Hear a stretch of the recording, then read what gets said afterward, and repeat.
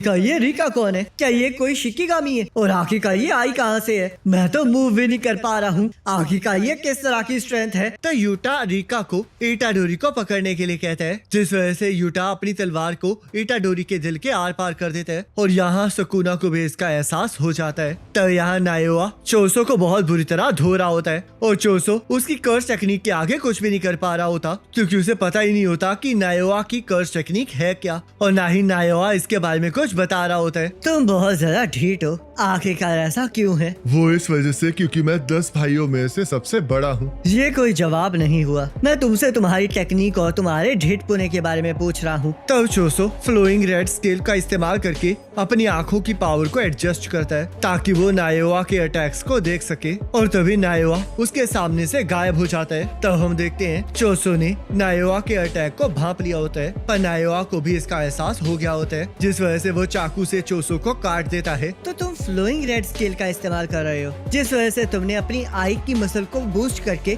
मुझे ट्रैक करने में इस्तेमाल किया है, पर इसका कोई फायदा नहीं है क्योंकि मैंने इसके बारे में पहले ही सोच लिया था। तुम बहुत ज्यादा ढीठ थे, जिस वजह से मुझे इस वेपन का इस्तेमाल करना ही पड़ा। वैसे तो तुम अपनी ब्लड मैनिपुलेशन टेक्निक से अपनी ब्लीडिंग को आराम से रोक सकते हो, तो चलो देखते हैं कि मेरे साथ लड़ते हुए तुम अपनी ब्लीडिंग को कैसे रोक के रखते हो। तो तुम पूरी तैयारी के साथ आए हो। तुमने बिल्कुल सही कहा, पर इसके बारे में किसी को बताना मत, क्योंकि जब एक सॉर्सरर वेपन को कैरी करता है तो इसे पता चलता है कि वो अपने वेपन के बिना नहीं जीत सकता, जिस वजह से मुझे ये बिल्कुल अच्छा नहीं लगता। और मेरे भाई भी ऐसे हथियारों को लेकर शो ऑफ किया करते थे, और उनकी हिम्मत तो देखो कि वो टोजी के रिलेटेड कंप्लेंट करते थे। तो तुम्हें अपने भाई पसंद नहीं है? सही कहा, मैं उनसे नफरत करता हूँ क्योंकि वो ऐसे बड़े भाई थे जो मुझसे कमजोर थे, तो इसलिए उनका होना ना होना कोई मायने नहीं रखता, जिस वजह से मैं चाहता हूँ कि वो लोग मर जाएं। मुझे तो लगता है कि तुम आज जो कुछ भी हो वो अपने भाइयों की वजह से हो। ये बात तो मुझे बिल्कुल हजम नहीं हो रही। चाहे एक बड़ा भाई अच्छा हो या फिर बुरा,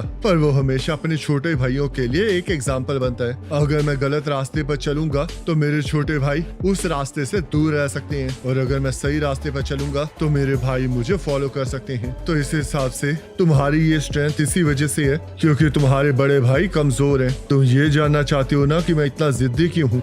ये इस वजह से है क्योंकि मेरा कोई भी रोल मॉडल नहीं है। मैंने बार बार गलतियाँ की हैं और यही कोशिश की है कि मैं हमेशा अपने भाइयों से आगे रहूं, जिस वजह से आज मैं इतना ताकतवर बन गया हूँ। तो नायोआ ध्यान देता है कि चोसो का बहुत सारा ब्लड नीचे गिर गया है, जिस वजह से वो वहाँ से भागने लगता है और वो ब्लड उसका पीछा करने लगता है, जिसे देखकर नायोआ को भी कुछ समझ नहीं आ रहा होता। तब हमें बताया जाता है कि चोसो की जैसी डेथ पेंटिंग्स हाइब्रिड्स होती हैं, जो कि ह्यूमंस और कर्स स्पिरिट से मिलके बनाई जाती हैं, जिस वजह से वो अपनी कर्स एनर्जी को ब्लड में कन्वर्ट कर सकते हैं, और इस वजह से जब तक उनके अंदर कर्स एनर्जी रहेगी तब तक वो खून की कमी की वजह से कभी नहीं मरेंगे। तो चोसो का ब्लड नायोआ पर हमला कर रहा होता है और नायोआ अपनी कर्स टेक्निक की मदद से उससे बच रहा होता है। तभी अचानक से सब कुछ शांत हो जाता है और नायोआ की क्लॉथ के ऊपर जो खून गिरा होता है वो सॉलिड होने लगता है, जिस वजह से चोसो उसके ऊपर पियर्सिंग ब्लड से हमला करने लगता है। पर तभी नायोआ अपनी कर्स टेक्निक को एक्टिवेट कर लेता है। मेरी कर्स टेक्निक उन मूवमेंट्स को ट्रेस करती है जो कि मैंने 24 FPS में प्रिपेयर किए होते हैं, जिस वजह से ये छोटी मोटी चीजें मुझे नहीं रोक सकती। तब नायोआ चोसो की तरफ बढ़ने लगता है और उसे समझ नहीं आ रहा होता कि आखिरकार चोसो उस पर हमला क्यों नहीं कर रहा। तब हमें बताया जाता है कि चोसो ने पिछले 150 सालों से अपनी कर्स टेक्निक को मास्टर करके एक ओरिजिनल टेक्निक बनाई होती है, जिसके हमले से नायोआ जख्मी हो जाता है। मुझे माफ करना, पर मैं ये कभी नहीं समझ सकता कि कैसे आप अपने भाइयों से प्यार नहीं कर सकते हैं। तब चोसो नायोआ पर हमला करने लगता है, पर तभी यूटा आकर उसे मुक्का मार के दूर फेंक देता है और वो अपने साथ इटाडोरी की लाश भी लाया होता है। तब नायोआ के मुंह से खून निकलने लगता है। आखिरकार ये क्या है? क्या ये पॉइजन है? क्या ब्लड मैनिपुलेशन टेक्निक ये भी कर सकती है? पर मुझे नहीं लगता कि ये उसकी कर्स टेक्निक है, और जितना उसके पास ब्लड था उसे ये भी पता लग रहा है कि वो ह्यूमन भी नहीं है, तो इसका मतलब वो एक वेसल बॉडी है, और अब मेरी बॉडी इस नॉन ह्यूमन ब्लड को रिजेक्ट कर रही है। तो यूटा नायोआ से उसे हील करने के बारे में पूछने लगता है, क्योंकि उसकी रिवर्स कर्स टेक्निक ह्यूमंस को ठीक कर सकती है। पर इसके बदले में यूटा चाह रहा होता है कि नायोआ हायरफ्स को खुद बताए कि इटाडोरी मर चुका है। तब यहाँ इटाडोरी को अपने फादर जिन दिखाई दे रहे होते हैं और उसके ग्रैंडफादर उसके फादर को इटाडोरी की मौत से दूर रहने के लिए कह रहे होते हैं, क्योंकि असल में वो काफी पहले मर चुकी होती हैं। पर इटाडोरी के फादर उन्हें ये बातें कहने से मना करते हैं क्योंकि बच्चों को ये सब कुछ याद रहता है। पर तभी वहाँ पर इटाडोरी की माँ आ जाती है, जिनके सिर पर वैसा ही निशान होता है जैसा कि गैटो के सिर पर होता है। तो यहाँ इटाडोरी को होश आ जाता है और यूटा ये देख के बहुत खुश होता है। पर इटाडोरी को कुछ समझ नहीं आ रहा होता, जिस वजह से यूटा इटाडोरी को बताता है कि सितंबर में गोजो उसके पास आया था और उसने यूटा को इटाडोरी का ध्यान रखने के लिए कहा था।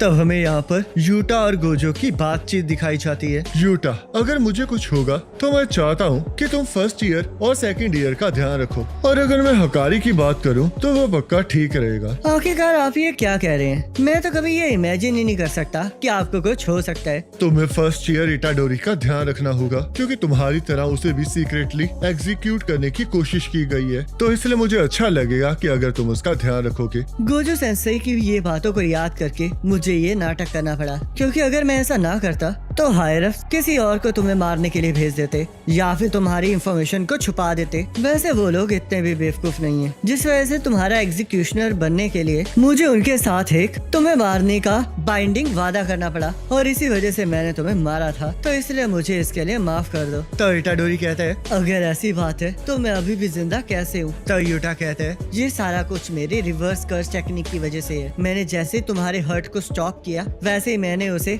अपनी रिवर्स कर्स टेक्निक से ठीक करना स्टार्ट कर दिया। और क्योंकि मैंने पहले ही सुना था कि सुकुना ने तुम्हें पहले भी ऐसे ठीक किया है, तो मुझे लगा कि ये तुम पर काम जरूर करेगा। वैसे ये दूसरी बार है जब तुम्हारी मौत का नाटक किया गया है, पर अब सिचुएशन ऐसी थी कि मुझे ये करना ही पड़ा। तो इटाडोरी यूटा से पूछने लगता है कि आखिरकार वो ये सब कुछ क्यों कर रहा है, जिस वजह से यूटा उसे समझाता है कि वो उन लोगों के लिए बहुत ज्यादा इम्पोर्टेंट है जो उसके लिए इम्पोर्टेंट है, जिस वजह से उसे ये करना ही पड़ना था। और वैसे भी कभी उसके पास भी ऐसी पावर थी जिसे वो हैंडल नहीं कर सकता था, और उसे लगता था कि वो उसे जबरदस्ती दी गई है, पर वो सारी उसी की गलती थी। और जो इटाडोरी के पास पावर है वो तो उसकी है भी नहीं, जिस वजह से किसी भी चीज के लिए उसे ब्लेम नहीं करना चाहिए। तो इटाडोरी इस बात पे हामी नहीं भरता और कहने लगता है कि इससे कोई फर्क नहीं पड़ता कि इसमें उसकी गलती है या नहीं है, क्योंकि रियलिटी तो ये है कि उसने बहुत से लोगों को मारा है। तब फुशिगुरो वहाँ पर आ जाता है और उसे अपने साथ वापस जुजुत्सु हाई चलने के लिए कहता है, क्योंकि इस टाइम जुजुत्सु हाई का बैरियर सबसे ज्यादा कमजोर होता है, जिस वजह से किसी को भी पता नहीं चलेगा कि वो जुजुत्सु हाई में है। तो इटाडोरी इसके लिए मना करने लगता है और उसे कहने लगता है कि उसे इस तरह एक्ट करने की बिल्कुल जरूरत नहीं है कि जैसे कि कुछ हुआ ही ना हो, क्योंकि उसकी वजह से लोग मारे गए हैं। ये सारी हम लोगों की गलती है, तो अकेले खुद को ब्लेम करना बंद करो। हम कोई हीरोज नहीं है जो कि जस्टिस के लिए लड़ रहे हैं, बल्कि हम जुजुत्सु सॉर्सरर्स हैं, जिस वजह से कोई भी हमें अच्छे से जज नहीं कर सकता। तो इसलिए हमें कंटिन्यूअसली अपनी एग्जिस्टेंस की वर्थ को प्रूव करना पड़ेगा। और हाँ, हमारे पास इतना टाइम भी नहीं है कि हम अपने बारे में सोचें, क्योंकि हमें अभी बहुत सारे लोगों को बचाना है, और मुझे पूरा यकीन है कि तुम भी यही करना चाहते हो। तो इसलिए सबसे पहले मुझे बचाओ इटाडोरी। नोरिटोशी कामो ने प्लान बना लिया है, जिसमें वो लोग एक दूसरे के साथ मौत तक लड़ेंगे जिनके पास कर्स टेक्निक है, और इसका नाम कलिंग गेम है। मेरी बहन सुमिकी को भी इस कलिंग गेम में खींच लिया गया है। तो इसलिए इटाडोरी, मैं तुमसे भीख मांगता हूँ, क्योंकि मुझे तुम्हारी स्ट्रेंथ की जरूरत है। तब हमें कलिंग गेम्स के 8 रूल्स के बारे में बताया जाता है, जो कि है कर्स टेक्निक की अवेकनिंग के बाद प्लेयर को 19 दिन के अंदर अंदर अपने पसंदीदा बैरियर के अंदर अपनी पार्टिसिपेशन को डिक्लेयर करना पड़ेगा, और अगर कोई भी प्लेयर अपने पुराने रूल को तोड़ता है तो वो मारा जाएगा। जो भी नॉन प्लेयर्स बैरियर के अंदर एंटर करेंगे वो ऑटोमेटिकली प्लेयर्स बन जाएंगे, और कलिंग गेम के अंदर उनकी पार्टिसिपेशन डिक्लेयर हो जाएगी। प्लेयर्स को दूसरे प्लेयर्स को मारकर पॉइंट्स मिलेंगे, और ये पॉइंट्स गेम मास्टर डिसाइड करेगा और प्लेयर की लाइफ को वैल्यू देगा। पर एक जनरल रूल के अकॉर्डिंग सॉर्सरर्स 5 पॉइंट्स के होंगे और नॉन सॉर्सरर्स 1 पॉइंट के। और अगर कोई प्लेयर 100 पॉइंट्स को इकट्ठा कर लेता है तो वो गेम मास्टर के साथ नेगोशिएट करके एक नए रूल को ऐड करवा सकता है, और इन 100 पॉइंट्स के अंदर प्लेयर अपनी लाइफ की वैल्यू को ऐड नहीं कर सकता। गेम मास्टर किसी भी रूल को एक्सेप्ट कर सकता है, पर अगर उसका कलिंग गेम पर लॉन्ग लास्टिंग इफेक्ट हुआ तो वो रूल रिजेक्ट भी किया जा सकता है। और अगर किसी प्लेयर के स्कोर 19 दिनों तक बिल्कुल सेम रहते हैं तो वो भी मारा जाएगा। तो इटाडोरी ये तय कर लेता है कि वो फुशिगुरो की मदद करके रहेगा, यूटा, सुकुना, फुशिगुरो को लेकर कोई प्लान कर रहा है और वो शिबुआ में मेरी बॉडी पर इसलिए हावी हो पाया था क्योंकि मुझे 10 फिंगर्स को एक साथ खिला दिया गया था, जिस वजह से मेरे अंदर इस टाइम सुकुना की 15 फिंगर्स हैं। तो इसलिए अगर मैं 5 बची हुई फिंगर्स को भी एक साथ खा लूंगा तब भी मुझे नहीं लगता कि वो मेरी बॉडी पर कब्जा कर पाएगा।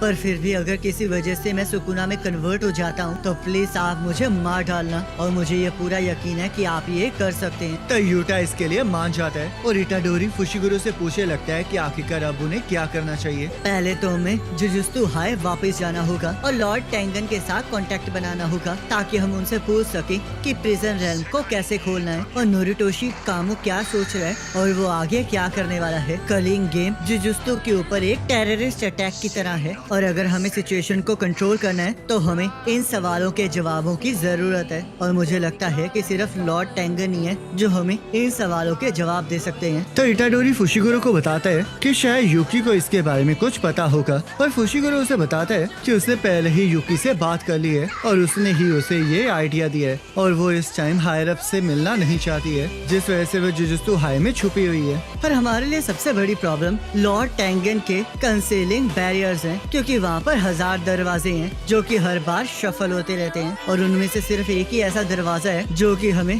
Tom's of the star corridor तक लेकर जाते हैं जहाँ पर लॉर्ड टेंगन रहते हैं। तो इसलिए अगर हम सही दरवाजे को नहीं चुनेंगे तो हम लॉर्ड टेंगन से कभी भी नहीं मिल सकते। तब इटाडोरी फुशिगुरो से नुबारा के बारे में पूछने लगता है पर फुशिगुरो का चेहरा देख के उसे सब कुछ समझ में आ जाता है। तब चोसो वहाँ पर आ जाता है जो कि सबको बताता है कि लॉर्ड टेंगन तक पहुँचने का एक जरिया है। पर तभी चोसो को वहाँ देखकर फुशिगुरो हैरान हो जाता है और इटाडोरी चोसो से अंदर जाने के रास्ते के बारे में पूछने लगता है। तुम्हें याद है कि माहितो ने सुकुना की फिंगर्स के साथ साथ हमें भी चुराया था, तो फिर हम भी वैसा ही करेंगे। तब वो लोग जुजुत्सु हाई में एक सीक्रेट रूम में चले जाते हैं जहाँ माकी और युकी उनका इंतजार कर रही होती हैं और यूटा माकी को देखकर बहुत खुश होता है। पर हम देखते हैं माकी के शरीर के ऊपर जलने के निशान होते हैं और वो रिवर्स कर्स टेक्निक से भी हटे नहीं होते। वैसे ये कितनी कमाल की बात है ना कि तुम मौत से बच के वापस आ गई हो और ये सब कुछ हेवनली रिस्ट्रिक्शन की वजह से है और तुम्हारी बॉडी की स्ट्रेंथ ने ही तुम्हें बचा लिया है। तब माकी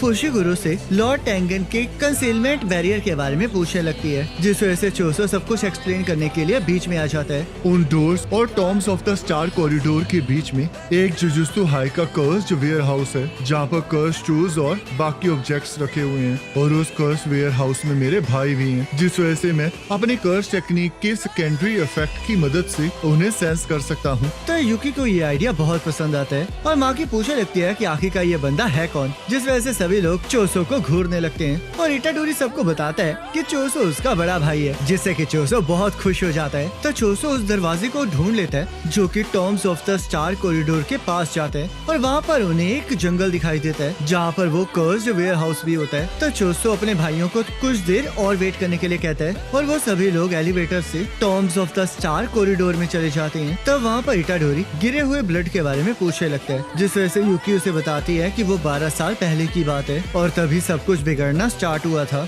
तो वो लोग मेन हॉल में पहुँच जाते हैं जहाँ पर उन्हें कुछ दिखाई नहीं देता, जिस वजह से इटाडोरी इसके बारे में पूछने लगता है। लॉर्ड टेंगन हमें रिजेक्ट कर रही हैं। नॉर्मली तो वो लिविंग थिंग्स से मिलती भी नहीं है, पर मुझे लगा था कि अब जब 6 आईज सील्ड हो चुकी हैं तो हम उनसे मिल सकते हैं, या फिर ऐसा हो सकता है कि वो सिर्फ मुझे रिजेक्ट कर रही हैं। तो यूटा वापस चलने की बात करता है क्योंकि फुशिगुरो की बहन सुमिकी के पास ज्यादा टाइम नहीं होता। पर तभी लॉर्ड टेंगन वहाँ पर आ जाती हैं। मुझे तुम लोगों से मिलकर बहुत अच्छा लगा।